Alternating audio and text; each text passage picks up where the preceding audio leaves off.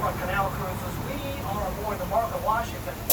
A couple of things before we get started. First, these boats are cocked the old canal boats, which also makes them flat bottom boats.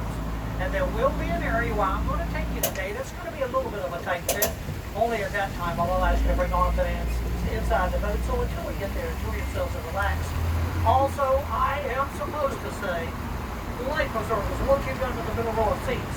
If this boat should happen to sink in this canal, put the life preservers on, stand up so we don't get it wet. There's only 2 people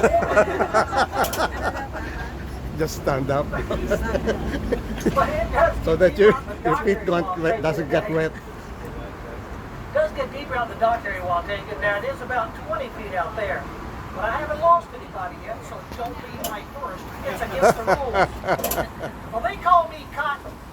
If I took my hat off, you know why they gave me that name, and I have to put up with it around here.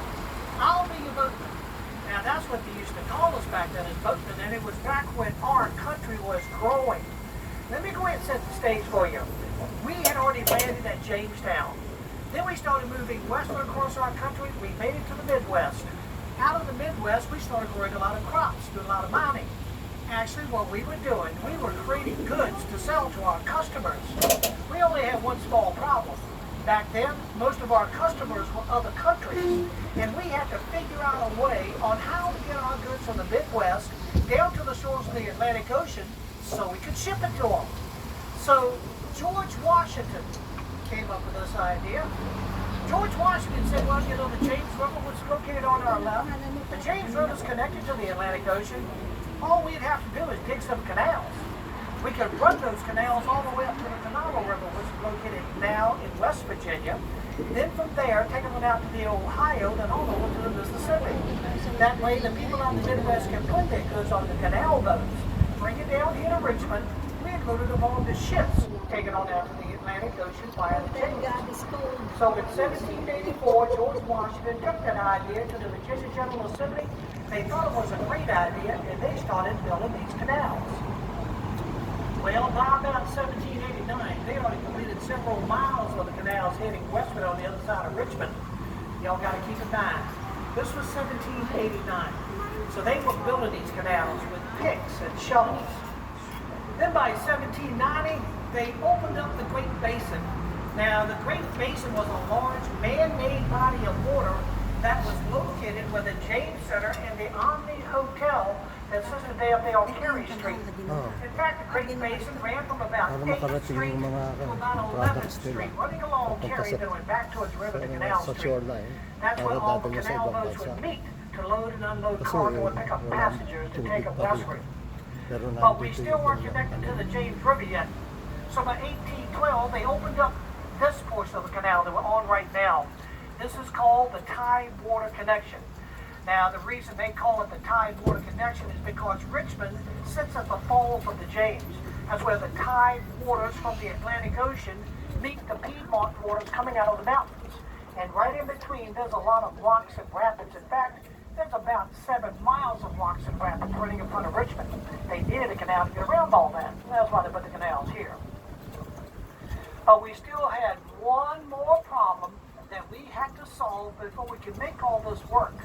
The problem was, our canal boat is down here on the Tidewater Connection, but we had to get our canal boat up to the Great Basin that's set up on top of a hill. Well, the solution of that problem is right up ahead. Beyond that footbridge and through the archway of the 13th Street overpass is the location of the granite stone canal locks. There were 5 canal locks, and they were opened in 1854. Now, canal locks are like water elevators for boats. They were rectangular rooms with doors on each end, one room higher than the next room. You drive your boat into the first room, they close the doors, put up with water to the matching water level of the second room. And you continue that step-by-step process until you reach your destination. Because the destination of the canal boats is right up there on the right where we see the Wells Fargo building and the Omni Hotel. That's where the canal boats had to go because that was the location of the Great Basin. But in 1974, they had to destroy locks 1, 2, and 3 to make room for the downtown expressway. They called that progress. But locks 4 and 5 are up there. In fact, the lock that we're facing right now looks like a rectangular room that white water splashing in front of it, that's lock number 5. Directly behind it, and of course a little bit higher, is lock number 4. But when they destroyed locks 1, 2, and 3, they were wise enough to keep the stones. These are the stones that we use around the tops of the canal and along the edges. These are the stones to the 1854 canal locks. Don't worry, I'm not going to make y'all duck. Well, you see those white water splashing in front of lock number 5, that's coming from the Haxel mill race. A mill race is like a speedway for water. It was used to turn water wheels, because that was the location of the Haxel Crenshaw flour mill, one of the largest flour mills in North America. Another larger located here is called the Gallagher. Now, the reason these flour mills are so popular is because they use a special strain of wheat that could only be grown in the Shenandoah Valley. This strain of wheat resisted insects and moisture decay, which means they could make flour and ship it around the world without it going bad. So right from this area, they opened up world shipping. They shipped out other goods like coal and oil, Virginia tobacco. Ships would come back in from other countries like Argentina and Australia and Brazil and England, bringing back in their goods. Well, with all that shipping and receiving going on, we created ourselves another problem. We needed some warehouses. So the area 2 blocks over to our left is the area we call Shaco Slip up on Carey Street. That's where William Byrd up the first tobacco warehouse. Many other warehouses followed to build up the Shaco Slip area. And a lot of people ask me, so why did they put the warehouses way up there? Well, if y'all are ever up at the Omni Hotel, and you wonder why you can walk from a new area like the Omni and go right across the street into an old area like Shaco Slip up on Carey Street, it's because Shaco Slip is right at the edge of the Great Basin where all the canal boats would meet to load and unload their cargo. Where the Omni Hotel is, that was all water.